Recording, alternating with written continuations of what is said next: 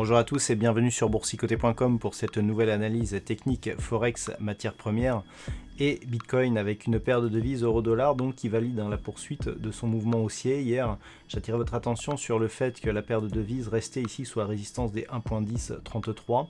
On a franchi cette zone aujourd'hui et on peut même constater ici que celle-ci s'impose désormais comme zone de support. Donc on est en train ici de changer de dynamique. On était précédemment dans une dynamique baissière.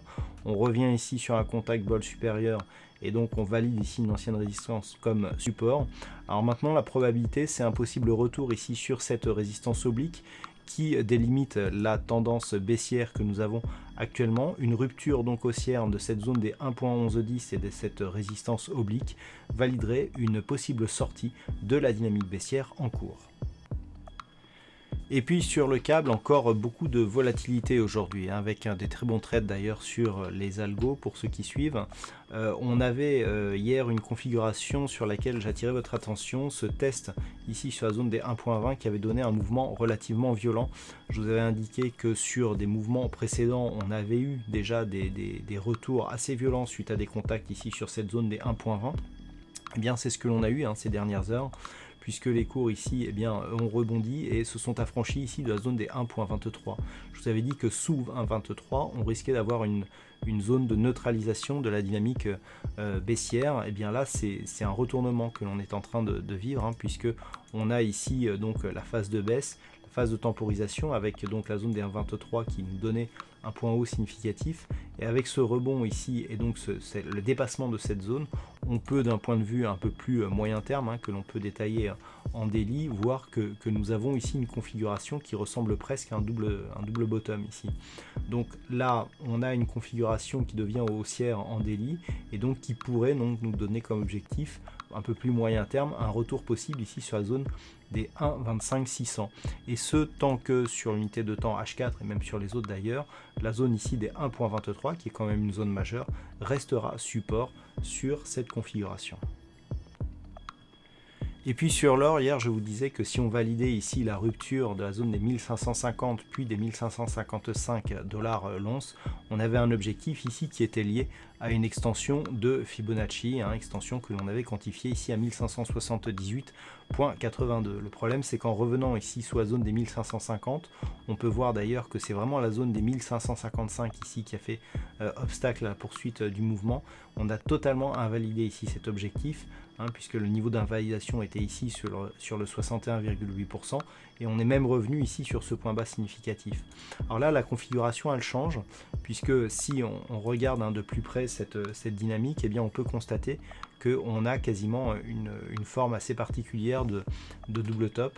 On a même quasiment un triple top sur cette configuration, et donc là l'objectif c'est un retour possible ici sur la zone des 1492 dollars l'once.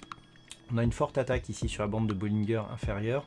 Le premier élément ici qui pourrait valider donc cette possible poursuite du mouvement haussier très court terme en direction de ce support serait que le fait que la moyenne mobile 20 exponentielle ici en unité de temps H4 soit validée en tant que résistance. Donc pour l'instant c'est plutôt un signal de non-poursuite de cette dynamique haussière, avec un risque possible de retour sur la zone des 1492. 1492, tant que cette zone n'est pas cassée à la baisse, on persiste ici à rester dans une dynamique plutôt haussière. Par contre, sur une rupture ici de ce niveau, là d'un point de vue global, on aurait des risques de retournement qui seraient assez forts, avec un risque possible même de retour sur la zone des 1438 dollars l'once.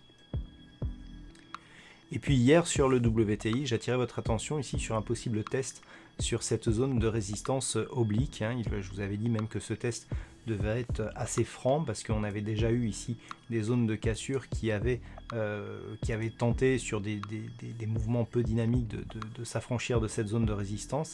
Là il semblerait que l'on soit sur un tout autre type de dynamique, puisqu'on a bien eu ici la phase de neutralisation donc sous la résistance, la cassure ici et la hausse de la volatilité.